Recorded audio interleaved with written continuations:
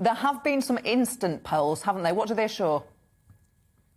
The instant polls show that the public's view as to whether or not Boris Johnson should resign is exactly the same as it was 24 hours ago, before Sue Grace, before the Prime Minister appeared before the House of Commons. So all three of the companies have figures of between 62 and 69% saying that the Prime Minister should resign, including amongst that number around 2/5 of those who voted Conservative in 2019.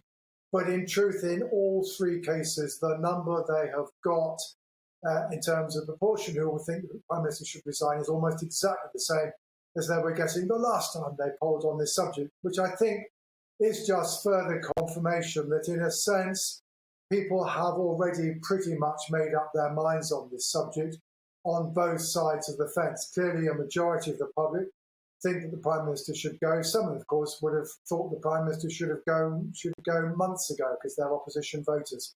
But equally, however, it's also clear that the division amongst Conservative voters is still there, and that yesterday's revelations neither persuaded more people that perhaps he should resign, but equally the Prime Minister's efforts yesterday, whatever success he had amongst Tory MPs, did not succeed in persuading any voters that he should remain in office. Can the Prime Minister recover voters' trust and support? That, in a sense, is the $64,000 question. If I were wanting to paint an optimistic picture for the Prime Minister and for the Conservatives, I think I would say, first of all, it does look as though, so far at least, there is a clear flaw to the black hole into which the Conservatives have fallen. That is, that the polls have not at any stage in the last 8 weeks have suggested that support for the Conservatives has fallen below 30% on average. And that does therefore mean that the position of the party faces at the moment is not as serious as the one that faced John Major in the wake of Black Wednesday and the allegations about sleaze, etc., when the government for a long period of time was below 30%. Secondly, you can also see, however, the immediate reaction to some of these revelations doesn't, in terms of depressing the Conservatives' vote share, doesn't always carry through. So we've had a couple of occasions now, including the polls over the last week or so, in which support for the Conservatives, having fallen, begins to go back up again by a couple of points or so. And that's also true of people's evaluations of the Prime Minister's role in office.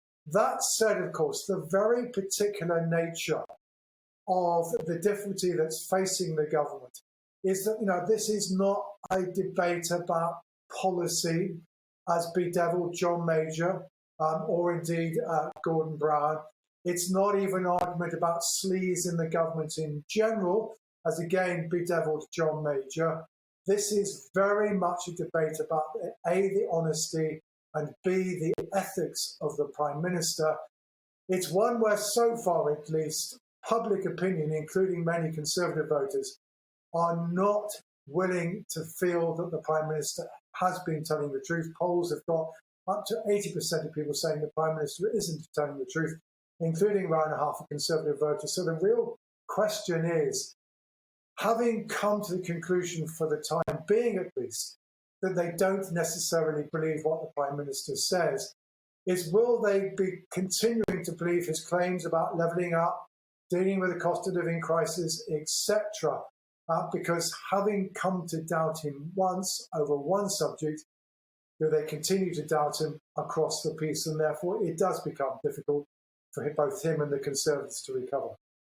Let's just talk about the Labour Party for a second. I was a Labour MP under Ed Miliband's leadership. Labour had quite a long time ahead in the polls, actually. And then come the general election, David Cameron wins the first majority in 2015 since 1992. It can slip back just as easily as some say.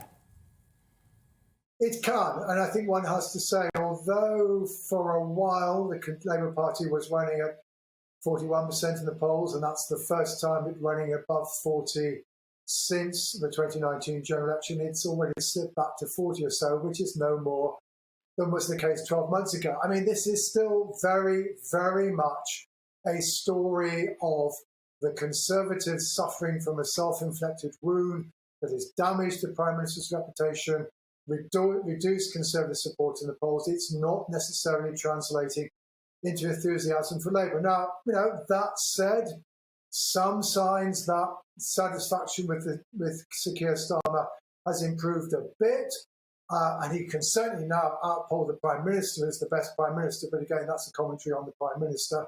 And I think some people would say that perhaps yesterday in the House of Commons, he began to demonstrate an ability to emote and not just simply to analyse. But there is no doubt that, persuading the public that it's either that Sir Keir in particular or the Labour Party in general are ready for government is still very much a work in progress. The polls confirm that. The focus groups also demonstrate that.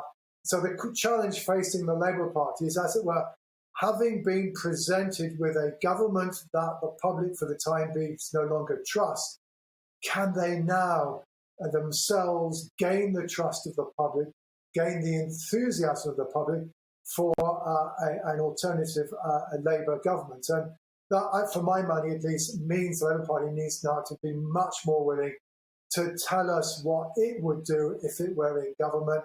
We've had hints of that on occasion, but we still get an awful lot of Labour spokesmen coming on, often very articulately unpicking the government's case, but somehow being much more silent when being asked about what Labour themselves would do as an alternative. And just finally, local elections are happening in some parts of the country in May. Yeah. If you were to give us a few examples where we should really be focusing as a measure of how each party is doing, where would you point us to? Well, that's going to be quite difficult. I mean, London is going to be the place which shows the clearest story because that's where all the council seats are up for grabs.